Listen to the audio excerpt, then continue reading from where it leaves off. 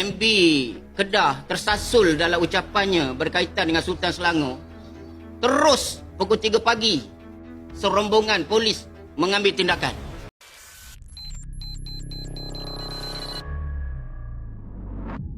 Persoalannya yang kita nak tanya kepada pihak keselamatan, kalaulah MB Kedah tersasul dalam ucapannya berkaitan dengan Sultan Selangor, terus pukul 3 pagi, serombongan polis mengambil tindakan dengan tegas. Jadi yang ini dah banyak kali dia buat statement yang menggugat 3R. Ya, 3R yang digembar-gemburkan baru-baru ni. Nampaknya tidak ada apa-apa. Cukup dengan sekadar minta maaf. Dan ini akan memberikan ruang kekebalan kepada mereka untuk mereka melakukan lagi dan lagi dan lagi. Cukup minta maaf je selesai. Tak perlu dipanggil, tak perlu disiasat, tak perlu diapa. Jadi ini kita dipahamkan pihak keselamatan pun ada bersama kita. Jadi kita minta biarlah fair undang-undang ini supaya berlaku keadilan dalam undang-undang. Sebab itu kita gabung menuntut supaya Akta 3R ini, pemimpin ni kena disiasat. Terus dia bawa Akta Sultan 1948 dan juga 3R mesti diambil tindakan. Kalau Menteri Besar Kedah boleh diambil tindakan, cuma tersasul saja bercakap, apa hal yang benda yang berkali-kali dikeluar kenyataan yang menggugat Islam dan perasaan kaum agama yang dijamin dalam perlembagaan agama persekutuan agama Islam ini dicabar dan dirobek-robek, sedangkan tidak ada tindakan yang tegas dibuat. Jadi kita melihat ini adalah undang-undang double standard. Kalaulah pihak keselamatan KDN tidak bertindak tegas dengan anasir-anasir ini, seperti mana yang disebutkan oleh pengerusi gabung tadi, bahawa ia akan menimbul kemarahan, keresahan. Dan ini akan boleh menerbitkan lagi apabila titah tuanku seolah-olah dilanggar atau tidak dipedulikan, sebagaimana kes signboard tulisan Jawi di Pahang, titah tuanku Sultan Pahang dicabar di mahkamah. Dan begitu juga di sini, bila titah tuanku telah berkata, maka tidak ada lagi orang yang boleh menyanggah. Jadi kita nak minta supaya mungkin suatu ketika dulu PM kita mengeluarkan kenyataan, saya pun tak tahulah dalam Malaysia kini ni, bahawa orang bukan Islam ada hak untuk membahaskan undang-undang syariah. Jadi kalau benda ni benar, saya minta PM tarik balik atas taat kepada tuanku. Sebab bukan bersumpah dengan pemimpin DAP. PMX bersumpah dengan di depan Yang Tuan Agong untuk menjadi Perdana Menteri. Kalau tidak, dia kena makan di sumpah dia sendiri. Sebab wajib atas tuanku memegang sebagai pemegang tertinggi taruh agama Islam ni di bawah kuasa tuanku. Lebih-lebih lagi Sultan Selangor selaku pengerusi Majlis MKI. Maka tidak boleh sebara dicabar. Bila tuanku dah kata orang bukan Islam, hormati dan tak ada hak. Jangan ada pemimpin pula kata ada hak. Ini yang memberi lisen kepada dia seolah-olah boleh cabar titah tuanku. Apakah tidak ini adalah perkataan derhaka? Perbuatan derhaka. Maka sebab itu, kita bila tuanku dah campur tangan, tuanku ni campur tangan, majlis raja-raja ni, tuanku bukannya dia selalu campur tangan, hal pentadbiran kerajaan. Biasa PMX dengan esko-esko dia lah buat apa menteri-menteri dia.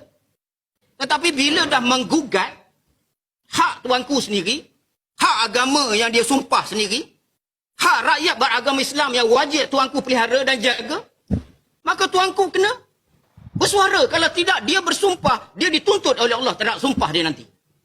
Maka oleh kerana PMS dan menteri-menteri yang nak menjadi menteri akan sumpah depan tuanku dengan nama Allah, wallahi wabillahi wa tallahi, untuk menjaga agama bangsa dan tanah air ini, maka mereka wajib menunaikan sumpah dia. Jangan cross apa yang tuanku dah tegaskan. Dan ini yang kita minta. Akta yang 3R itu jangan digunakan untuk kepentingan politik. Sebagaimana dulu ISA pernah disalahgunakan.